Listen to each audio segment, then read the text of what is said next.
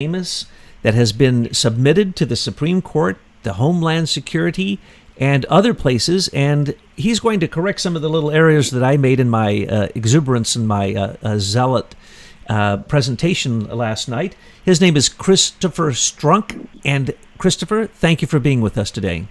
My pleasure. And I'm here to maybe correct, my biggest task is to keep people moralized. This is very difficult work. It's something that I don't advertise because a lot of it is so arcane. It makes people's eyes glaze over, and it creates cognitive dissonance. And as I say, that people have got to learn when given two choices, choose the third. That's a Brooklyn term. My rabbi said, always create a permanent record, if nothing else. So that's what this is, a permanent record. And that fortunately, Mr. Duggan is the new clerk at the court. He was very polite. He sent the package back upstate where I live, but unfortunately I'm down here doing errands and business in New York because of my running back and forth to D.C. So I'm 600 miles away from solving a problem. I've been at this since 1976. I'm not an attorney, nor is Bill Van Allen, and that we are friends with many attorneys, and that they're high-powered attorneys, and they support us in our NSA propria persona, which is a living being, private or self-represented, and that we are. Best we can say is that we are outside of the box in terms of our relationship to the U.S. per se, and the emergency that we exist under. And we'd existed under an emergency according to Frank Church and Charles Matthias for the last 85 years.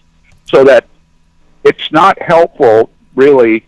You're not going to get what we've worked on now for close to 30 years in one reading on the first couple pages of that complaint that Tyler put up, or that writ. But that what we're doing though, is the courts understand exactly what we're talking about. And I don't want to get into the fringe on the flag and all that business, but certainly you can understand maybe that there's an honorarium for having fringe on the flag in a courtroom, but you tell me why it's so honorable to have one in a bank. So that there's a reason for that, see, and I don't want to get into that necessarily unless you want to discuss it, but that goes into the first 5 pages of that schmagagan that Tyler put up on the website, and it's hard to read because there's so many footnotes.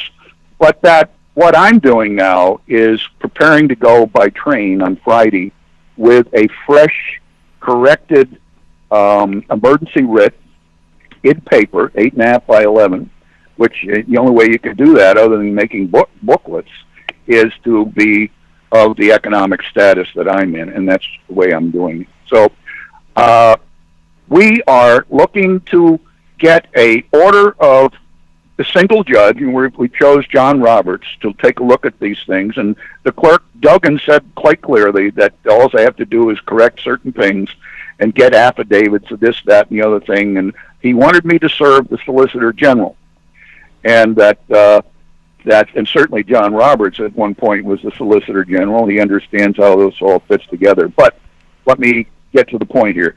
I have until tomorrow afternoon to finish all of my gatherings and putting it together. And unfortunately, my landlord upstate has to open up the package that was sent back upstate. He's got to scan it in and send the pages down here, which has got to be part of the package I'm putting together here in Brooklyn. So, I've got a 600-mile round trip problem of logistics, which I'm handling, and no problem to do that. What we're doing is asking that the paper ballot around the country be preserved, so that there's an opportunity in each state for all of you listeners out there to challenge the chain of custody with the electronic software, that Michael has so beautifully put together in his research, and the whole connection in that. And that's all an exhibit. And problem is, if I had to put it in a booklet form, I'd have to reduce 8.5 by 11 page down into a booklet form, which is a typeset, and it's a real nightmare. So they don't take, Michael, you've done this before, so you know how difficult it is. So I'm doing this in an 8.5 by 11 format, back and front, with my necessary paperwork, which will be hand delivered to the Supreme Court by 2:00 on Friday. And there will be a single judge who would review it. I'm looking for an immediate order that is reasonable, that all paper ballots must be maintained. The problem is that there are 5 states who use DREs only. There are no paper ballots in 5 states: Delaware, New Jersey, South Carolina, Georgia, and there's one more, and off the top of my head, that's on the last exhibit online.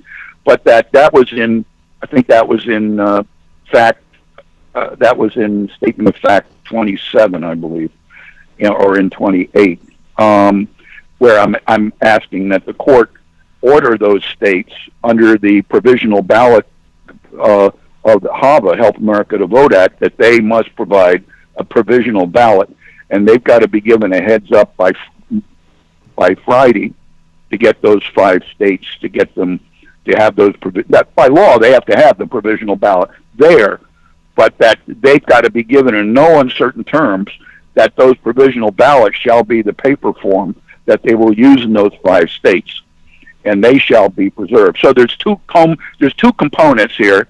One is all paper ballots must be maintained, so they don't disappear. Oh, is it? Chris, Pennsylvania is the other state. Okay, and especially Pennsylvania. Yeah.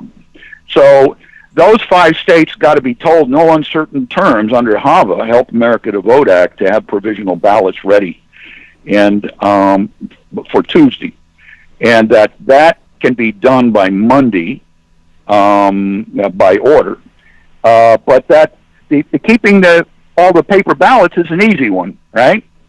So that the counting and the tallying won't end for like a 5 or the 10-day period after the election. And the problem is that you've got to have those paper ballots to compare to the middleman's theft through the software that you so brilliantly explained, and so brilliant that James Miller so brilliantly delineated in his paperwork out in Washington State, which is embedded in my U.S. Court of Appeals for the Armed Forces structure. And by the way, I have 2 cases. I had one to protect the military ballots in 2016 that got docketed in the United States Court of Appeals for the Armed Forces. And once it was docketed, then they reviewed it, and they said they had no jurisdiction over those states, right? Which is, you could argue then that they didn't. But now with Trump in, he's definitely given them jurisdiction. And something happened. And at the same time, I went in to take on General Miley, who was the head of the Army, for gross dereliction of duty on the mishandling of all of the banking structures, which he has oversight of over the last 85 years. The military, under the fringe flag, has oversight of the emergency. We are under an emergency. We have not returned to a full civilian limited republic. And that this is not fringe. The fringe on the flag is not Admiralty and Maritime. That's all BS. All the Navy ships have fringe on the flag. Anything out at sea has fringe on the flag. Now, Chris, but here, that issue that you worked on has now become a public issue, where they found that the military votes during the last presidential election were completely manipulated because they were all digital. I know they were. I went to court to get with a mandamus, and that court essentially said they had no jurisdiction, and they said that they had to be given jurisdiction. That was under Obama. Obama is an evil Indonesian. He never became an American citizen. I'm the one who spent 10 years doing this in court. I was before Judge Leon Lambert. I was before many other judges, and I was the one who discovered his name is Subarka. I got that. I was fighting Brennan personally. I fought him personally, and I teamed up with Michael Shrimpton, who had done DNA tests with Michael Flynn in the DIA. They had actually gotten the DNA test on Madeline Dunham at a dinner party with a chain of custody on the glass and her saliva in the water. The CIA and the DIA did that together. That's very seldom would I give the CIA any kudos, but that's good work, because now we do know that Obama and his mom were in fact CIA agents, and that she did her work both in Kenya and in when she was going after Subud. And I don't know if you're a believer in this, but some say that Barry Soetoro is not the child of course, Barack Obama. No, we knew that. We know that, and that the point is that he is of the Rama of Thailand, and we became aware of that on December 25th of last year, when Delta Force was sent in by a bankruptcy judge to seize all of Solindra's holdings. Right. The only way that you can have a corporation in Thailand is to have a citizen of Thailand as the owner of the corporation. So that Delta Force went in, they found warm cups of coffee there. So the Rama issue, the whole thing in Thailand was set up by Prescott Bush in coordination with the Axis powers, the Japanese and the Germans. All right, and that the Rama, I believe the ninth Rama was Obama's father, who had gone to Harvard. Okay. And he grew up in Switzerland. And when the eighth Rama went down, he took over, and they transferred Obama, because patricide happens. You know, the various princes kill off each other, and so they transferred as a favor to the Bush family. They transferred Obama over through British Columbia, where the CIA had custody of the child, and that. When Jerry Corsi did that work, when he interviewed the next door neighbor of Stanley Ann Dunham at the time that she was going to school, University of Washington, the neighbor said, this woman doesn't even know how to change diapers, and besides, this kid is well over a year old. Right? She got that. Jerry Corsi got that. So basically, she was given this child in order to safeguard the child for the Rama of Thailand. Now, you've never heard that story, right? No, but that's why we're going to be interviewing you more.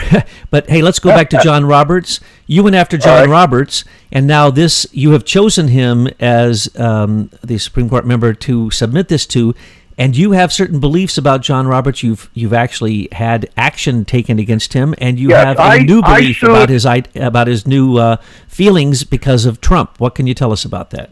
Right.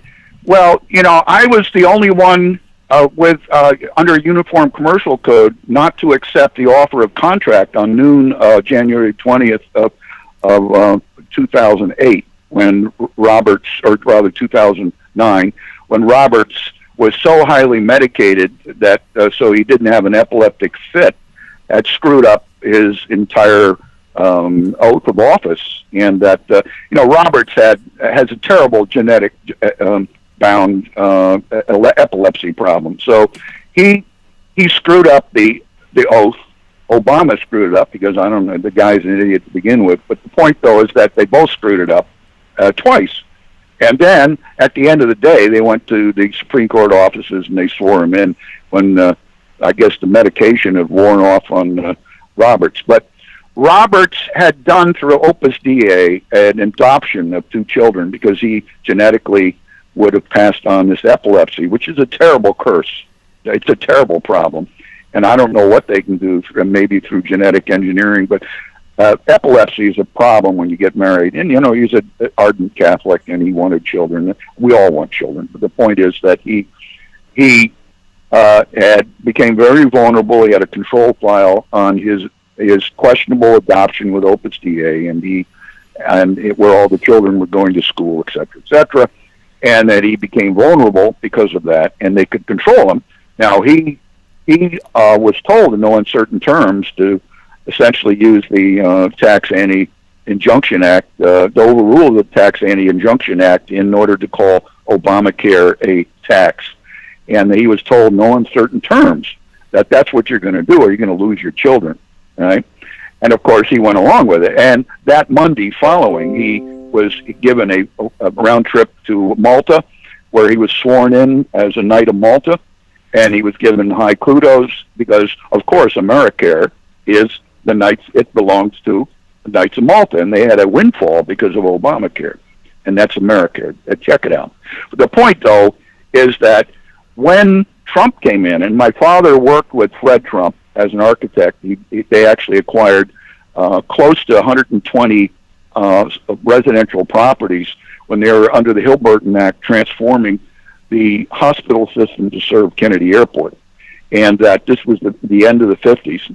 And that so my father was the architect for that, and he worked with Fred, who essentially donated money, et cetera, and he got to know Fred, a real gentleman. You know, he was, and certainly I know stories about Donald, which my father knows personally. He used to call him the juvenile delinquent, and I can tell you it's sort of interesting.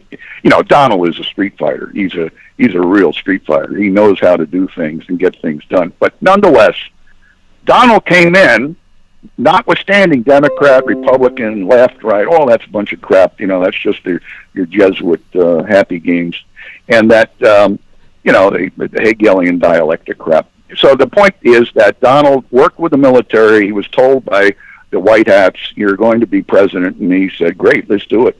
And that he was put in office through military White Hat intervention, and the whole problem with the software and everything else. You know, I think you did a great job, Michael, explaining how the White Hats had done the protecting of the bottom line.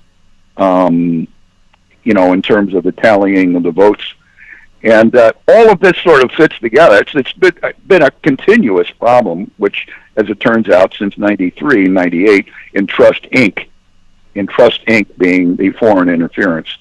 And that through the Privy Council, and I contend it was the British East India Company based in Singapore, and the whole issue of the Chinese and the post-World War I Versailles structure that all the Germans went to China, basically, okay, and that and all the Jesuits went with them. Pierre Teilhard de Chardin, in particular, who worked with the Office of Naval Intelligence. I'm throwing a lot of stuff in here, but the point is that it's a very I can give you extreme detail and put you all to sleep, and that but I do know that John Roberts was told in no uncertain terms by Donald that his control file was wiped away as long as he had agreed to reinstitute rule of law. Now, rule of law it will eventually mean to reinstitute civil government. Okay, we've got to get rid of this 85-year military government, which is under the emergency, under the Aldrich-Vreeland Act, and then the McFadden Act in 1927, where all of your banks and your industry is run by the American Knights of Malta.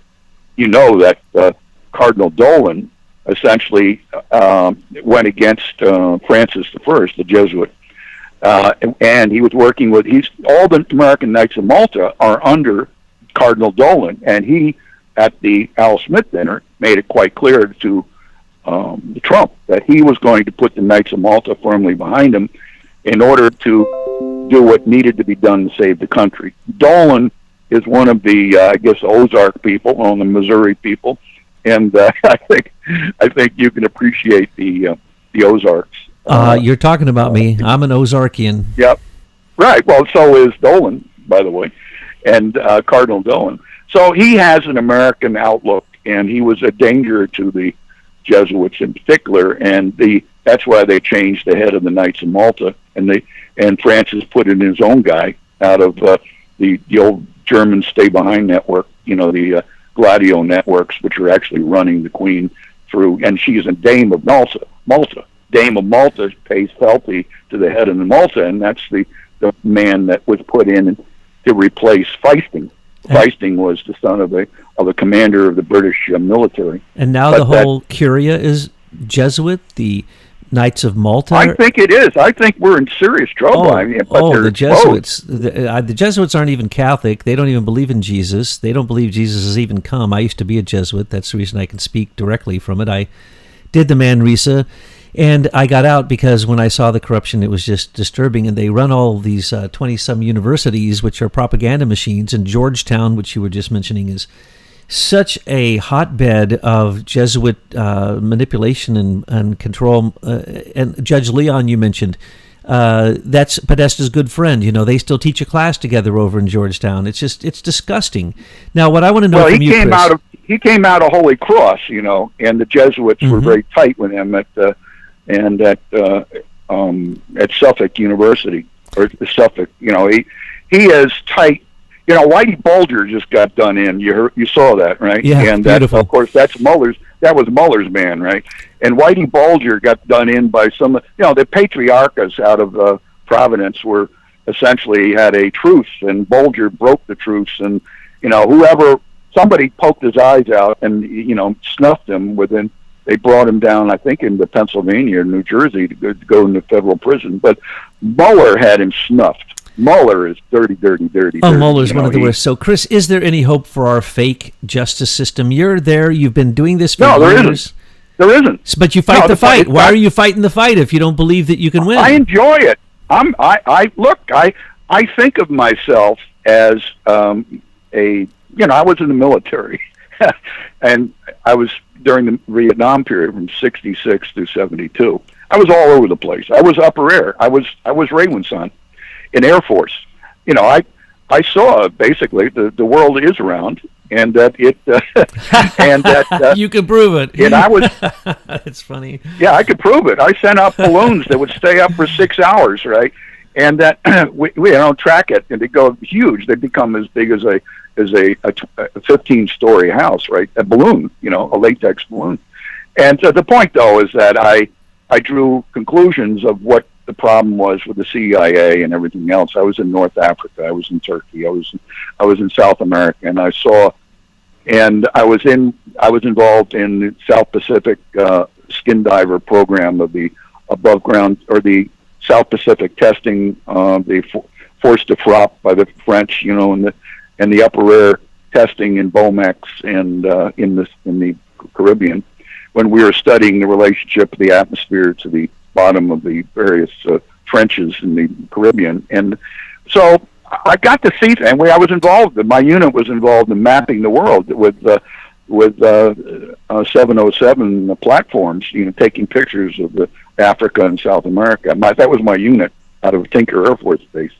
So, I got to see things, Doug and Michael, that most people don't get to see. And when I came back from the military, all the people I had gone to school with were, they were in SDS or the weathermen, or they were doing all sorts of unbelievably unacceptable stuff, anti-war stuff. And of course, I was being tired of being called a baby killer. But you remember all that. Oh, so yeah. The point is that the thing is, when I look at the court system, I look at in the same way that Frank Church in '73 set up the Emergency Powers Act in '76, where it required the president, if you're going to continue on these emergencies, you've got to report it in the Federal Register, and you've got to actually dictate specifically what laws are being modified. So that right now I think we're under 24 emergencies, all right? And that it's stated to Congress that within 6 months of the issuing of a new emergency order, that they had to review it, and they could actually overrule it, right? Mm-hmm. Over every emergency. Otherwise, that the president would be the only one who could get rid of the emergency. And that was the Emergency Powers Act in '76. And that, of course, was supplemented by the International Economic Emergency Powers Act in '77. And this is all under Carter and Brzezinski and the Trilateral Commission. And Stansfield Turner, of course, being the man who wanted to bring all of the CIA people, the 4,000 CIA regular employees, into corporate structure. And that's where the SES comes in, right? They wanted to do what otherwise a government employee would go to jail for. Oh, absolutely. The conversation you and I had before this, you nailed the history of the SES going back further than I even imagined, and we're going to have a conversation upon that, because really it's the civil service. You pointed out, really, under the moment Chester A. Arthur, right? Yeah, 1912, and then 1913. That was it. We were sold 81, away. 1881. Oh yes, you went all the way back, but I'm talking about where you set it up, and then you showed how the U.S. Federal Reserve simply became the tool of what had already been envisioned and taken from the Brits and other places, and the British British East India Company, which I'm glad that you mentioned that. Now let's go back. If you don't think there's any salvation for the justice system, I know you just explained you're a fighter. You've seen all this evil. You've participated in it. You've seen the dichotomous political atmosphere in America. But why then did you get so inspired by the research, some of Michael's research and Americans of Innovation, some of our research, to take up this banner? And what I think that what you're doing, whether it wins or not, whether it gets all the way in the docket, whether John Roberts does the right thing or not, it doesn't matter. We're going to get the court of public opinion awake to this. And if Michael Pence doesn't have his head in a hole in the ground, hopefully bringing this to the attention of the Supreme Court, the Homeland Security, and to his group, and to all these people that we're now spreading it to the whole world on, I think that is what needs to happen, so that the grassroots realize that it's their job to make sure this election is not, all elections are not rigged, and that we should do exactly what you've done, which is to take whatever action you can. You took legal action. Others have taken, they do videos, they do presentations here or there, they replicate it, they write stories, so on and so forth. But what you did is what we're always applauding, because we are in a litigious system. We are in the shadow of Roman law, and I'm sure you can give us a great talk on that too, how these laws and the Vatican law and maritime law and all these things, the fringe and the flag you're talking about. But why are you fighting in that system? And was it really that you just looked at Michael's work and you got inspired? Because I know you guys have been chatting for a long time. So why are you working in the federal system, which I'd love for you to tell us your opinion about. In my opinion, there shouldn't even be these federal courts. There shouldn't be circuit court, federal circuit courts, federal appeal courts. I don't believe any of them should exist, except a few of them in Washington, D.C. But you're working in the system. You've gotten results before. And I also want to know is what inspired you, and why is it you're working through a system you don't think that you can really change? Well, on my father's side, we go back to 1756. We came over. We were tired of fighting Islamists in Europe, and we came over as farmers, and we went to Pennsylvania, and we gave our allegiance to the king, and we ended up in the revolution. And basically, we're free. We want free will. We came out of Baden-Baden. All right, and we want our free will as individuals. We don't want the collective. The collective is anathema. We were Church of the Brethren, right? So, you must be kidding. The Unity Brethren, the church. I study those guys. They're the best wisdom that came out of Europe. I was wondering if you might be connected to them. Yeah, that's us, right? That's not me. I don't know what I am. I know God exists. I can prove it. And it's amazing stuff. I know God exists. That's the only sovereign. There are no sovereign citizens. I don't care what the monarchs say. I don't care what Francis I say. He's not sovereign. Right? He's not sovereign. God is sovereign, period. There are no, I call them patriots. The one right, I'm sovereign. They beat their chest, and all this rest. There's patriots. What we need is a nation. And I embrace Emir Vattel's Law of Nations. And the need after the treaty of after 1646, the Treaty of Westphalia, that a nation had a right to its borders, right? Has a right to its borders, and that we need an alert citizenry which will defend the borders in the revolution. In other words, the revolution must be continuous from one generation to another. It has been. Amen. It has been. It has been within my family. DAR, all that stuff. Right. So, and the same with Bill Van Allen. He goes back to the Green Mountain Boys in Vermont. So, it's important stuff. So the revolution. You've been Minutemen for a long time. You've been real patriots. Actually, I was in 2005. I was Jim Gilchrist. Right? So, I had friends. I don't own a gun, but all my friends went down to Arizona, during that whole period, and with Jim Gilchrist. So I've got an attitude, Michael and Douglas. I've got an attitude. And the attitude is, this is my country. You need this in order to protect my rights. The government is a limited republic, and its only job is to protect me. That's its only job, is to protect me and my progeny, period. And there are 50 sovereign states, and it is a confederation of those sovereign states, which has been taken away by this emergency structure that was set up by the Aldrich-Freeland Act, where the banks could pass paper amongst each other under an emergency condition as long as the emergency is maintained. I'm a good friend of Dr. Walker F. Todd, who is pretty reasonably well known, and he's a friend of mine. I love that guy. He's a friend of Bill Van Allen's. Yeah. So the point is that Trump is dedicated to stopping the emergency. He wants to reinstitute, and I think he's going to do it through the gold bond. He's going to issue a Treasury gold bond in order to save the pension funds. He's going to get the Federal Reserve out of their short selling and their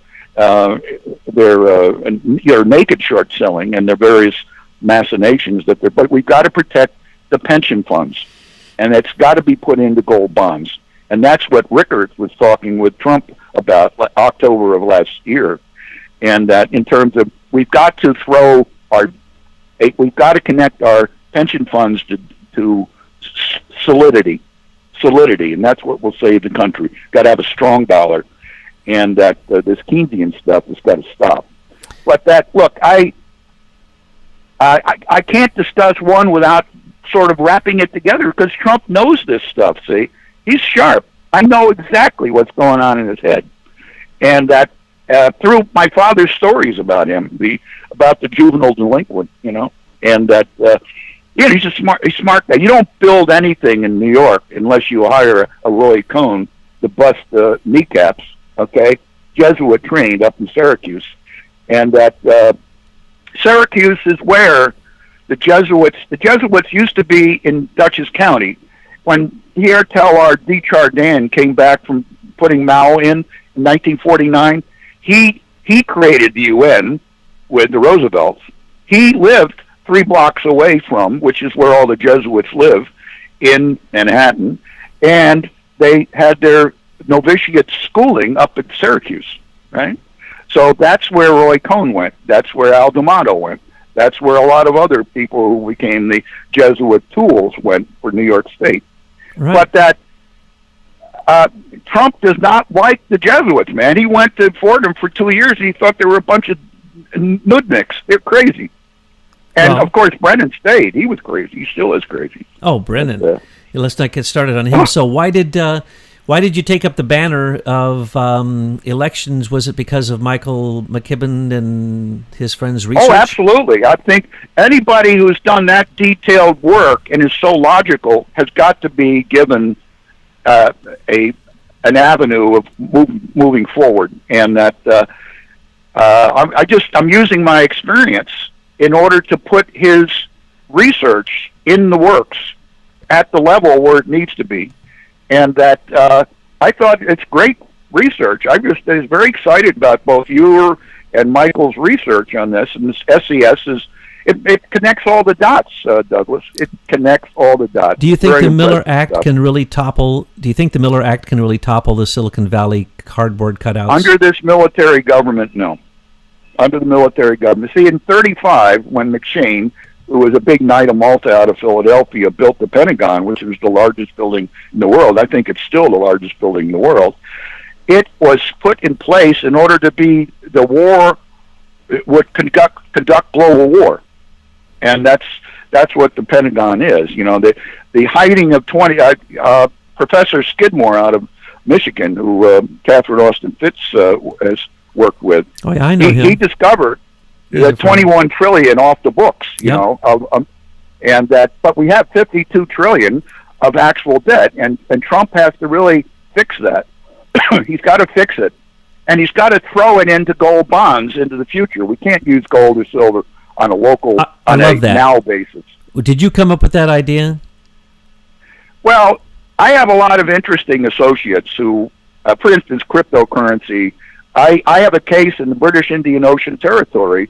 My associate is Jonathan Levy, who he's a barrister or a solicitor, and where the CIA is laundering all of their illicit money, it's off the book.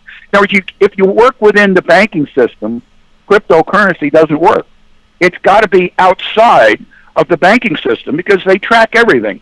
Cryptocurrency and the whole blockchain thing, and this is Michael's area. I mean, it's all phony baloney. And that when you transfer cryptocurrency into a bank, there's all sorts of bells and whistles. They want to check your ID. They want to know who you are, because once you bring cryptocurrency into the banking system, it just proves that cryptocurrency is outside the system. They're running all of these illicit, the child trafficking, terrorism, illicit sale of artifacts, body parts, drugs, guns, you name it. That's what is being done in conjunction with the CIA and Khashoggi in particular, and what's the guy, Mark Rich in particular. And that a long list of people in the British East India Company and the Privy Council, but the Chinese are up their eyeballs run by the Germans, the old Versailles Treaty crowd that we fought in Korea. They were the ones flying planes against us in Korea. They were the ones flying planes against us from North Vietnam. It was the Nazis. It was the Foreign Legion people that were Nazis, part of the whole Gladio network that went for the organization of the Algerian Secret Army, right? Absolutely. But there is one place that I am going to go. I know if this doesn't work, and I expect that it will be properly docketed on Friday, and I expect that Kavanaugh and Gorsuch and Roberts and even the do-nothing Clarence Thomas, who went to Holy Cross, who was the Jesuits' feather in their cap, putting all this black man in the, a Holy Cross guy, blah, blah, blah. And whoever else wants to be the fifth vote, there's a fifth vote there. I know Sotomayor personally. I was before her 5 times at Second Circuit. I know all of the dirt on her. I know that she wouldn't have been there if it hadn't been for Joseph O'Hare out of Fordham. He gave her a free clearance on her background. In order, a free clearance, if you know, she came out of the New York City Campaign Finance Commission with Father O'Hare, right? So, look, I believe that the 5 judges will vote to reinstall rule of law. But if not, I'm going to go to the Organization of American States Court, called the Inter-American Commission for Human Rights. It's right there in D.C. It was set up at the end of the FDR administration through the good neighbor policy. You remember Carmen Miranda and the head full of fruit, right, and sure, dancing around and all that stuff, right? But that they set up it was almost an extension of the Monroe Doctrine. It was the Western Hemisphere's sort of global defense against everybody else, and so that the Jesuits are in there, but all the members of the Organization of American States are there, and unfortunately, that Reagan would not recognize any jurisdiction over the United States, but nonetheless, they're there in D.C. I intend, with bells on my shoes, to go there if, in fact, John Roberts doesn't, step up to the plate. And I have 6 months to do that. That I am going to throw them all the SCOTUS, and I'm going to tell them. I'm going to tell them in no uncertain terms that they're being watched very closely for whether or not they're going to continue on their piracy, and that's what they're involved with, is piracy. And that I want to defend the American Revolution, and certainly the Privy Council all the stuff you stated, but it goes to Singapore, all right? It goes to the British East India Company. It goes to inside the Celestial Kingdom, which is run by the goddamn Germans, all right? They're in there with hand over fist. That's where Kissinger went in the 30s. He came out of Shanghai. Well, look at Angela Merkel. She is the best representative of George Soros. Look at the deals with Russia for the Nord Stream oil. Look at the fact that she provided the ships along with George Soros and lied the whole time to bring the invasion into Europe. I mean, Germany just offered $400 million to Iran, even though there's sanctions. And when we threatened them, what did they do? Oh, we'll go through a third party. Nothing stops Germany. So tell me this. Do you think John Roberts will do the right thing? Yes. Wow. Yes, he is protected property by the Pentagon right now. So basically then, Michael McKibben, there is a hope for the Miller Act. There is a hope.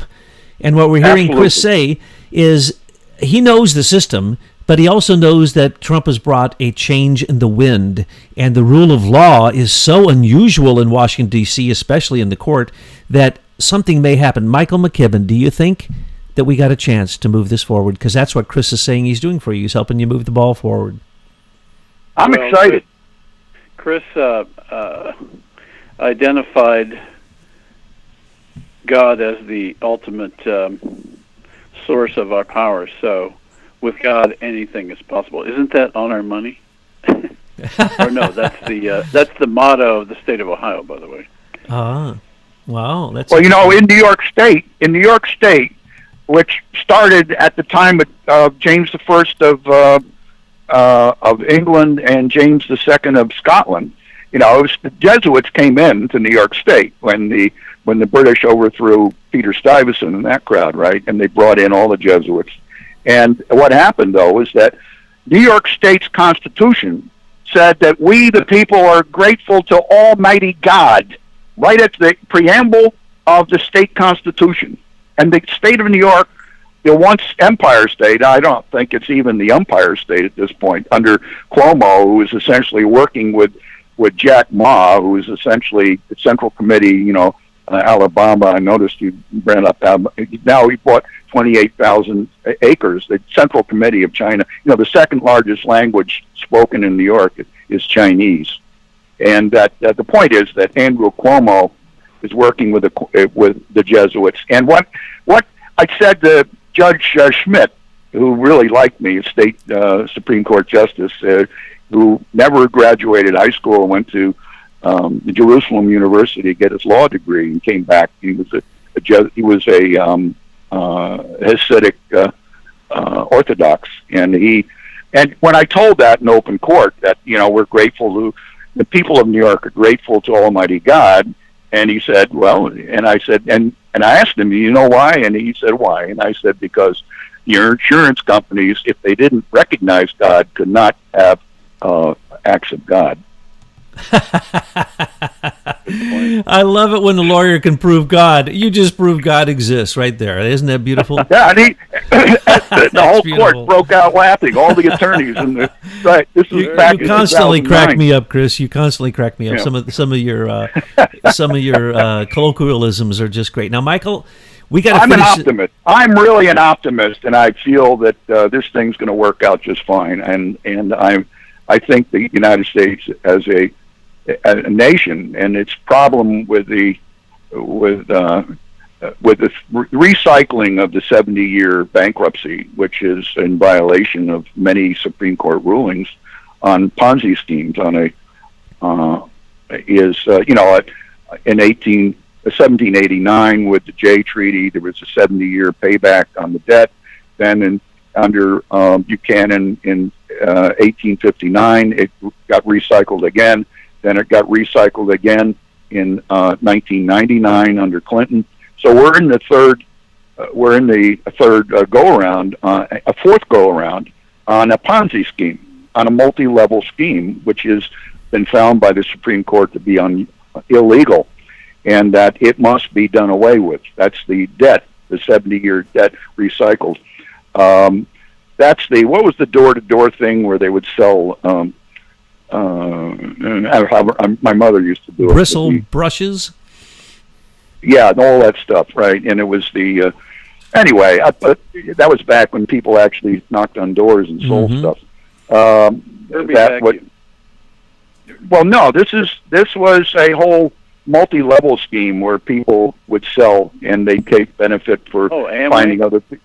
Amway, yeah, Amway, exactly. sure. My mother was an Amway person. Okay, so but the Supreme Court found that the recycling of this Ponzi scheme was unconstitutional, and basically we're going to see a big chunk of the debt be wiped out. Okay, absolutely, it's odious debt, and it's nothing more than paying a war debt that cannot be paid because of the interest rate, and so therefore it's odious. That's 1789. That was Jay essentially said to the British, we want to have you release our sailors. They are private citizens, and we want you to release our ships.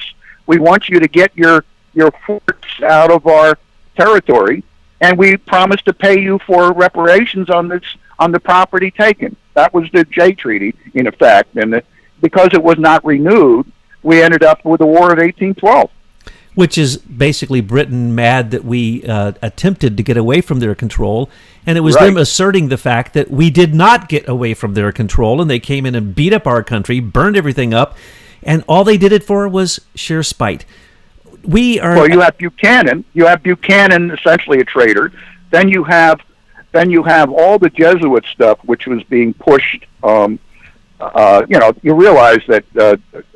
Jefferson Davis was highly trained, but everybody in his family were Jesuits. He was the president of the Confederacy. Well, now, you keep saying Jesuits. Let's just use a different term. How about good Catholics, devoted priests? Catholics. They're Jesuits. They are warriors. They are warriors. Have nothing to do with Catholicism. Now, I just want to say, you sound like a conspiracy theorist, but you know what? You sound like a conspiracy theorist. I've been there. You're telling the truth. I have been there. I went right on up through the top. I met them all, and you know what? It's as bad as you're saying and worse. And let's remember that CIA stands for Catholics in Action. And let's remember it was a Jesuit. That was Jesse Ventura said that. I remember his interview. It was a Jesuit who founded and hosted the Council on Foreign Relations, which is basically the thing that has sold out American foreign policy since its inception, since the Inquiry was created by Woodrow Wilson and basically the robber barons and their lawyers. And it's just a mess that we're in. But what's really great is that you have optimism and you know all of this and that you're moving forward and you're being positive. We need to end this, and we're going to come back to you again. But what we want, Michael, can you round us off with a closing statement? Because I know you want to thank Chris. Because I want to thank you, Chris, because what you've done. I don't want your thanks. I just want a platform in which I can tell you an update. That's all. Look, you guys, I feel like I'm associated with you because of all your good work, and I don't mean Catholic good work. I mean, I don't believe in good works. On a way to heaven. I'm against Father. What's his? There is no salvation within the church. Excuse me, and that. There's salvation to be found by maintaining a nation with borders and with sovereignty in devotion to God. That's the only salvation there is. Wow. Michael, what do you have to say to close us out? And thank you again, Chris. Well, even though Chris doesn't want thanks, I'm going to give it to you anyway. So thanks to you and your partners for picking up this information. I mean, we've been out there slogging away in the flora and the fauna for years, putting the data together in the hopes that one day it would find its way to the right people, and I consider you one of those right people, and I really appreciate it, as does our team and all of our shareholders. So whatever happens, it's a seed that's been planted, and let's pray that it falls on good soil. Amen. And we do consider you part of our group. Since the first conversation I had with you, Chris, I had to look up so many things you said, and I got such an education, and I brought it back to the Conclave. So you are an unofficial or official member of the Conclave. When you can get here and have some cheesecake and some cappuccino, you will be 100% I love official. Cheesecake. I know whether it be with cream cheese or ricotta. You know where cheesecake came from? Cheese. You know where it came from? No. Historically, it came from Greece. It came from Greece. And the first cake came out of Egypt because they had figured how to rise wheat. Oh, yeah. And Yeast. so it's very interesting. That's right. Yeah, yeast. Yeah. Yeast. Yeah. Yeah, there's still Egyptian there yeast. There isn't a topic that we can bring up that you don't know the history of it. That's amazing. That's beautiful. That's why we're going to have more conversations with you. I'm going to sign off now, and thank you so much for all your great work. And Michael, thank you.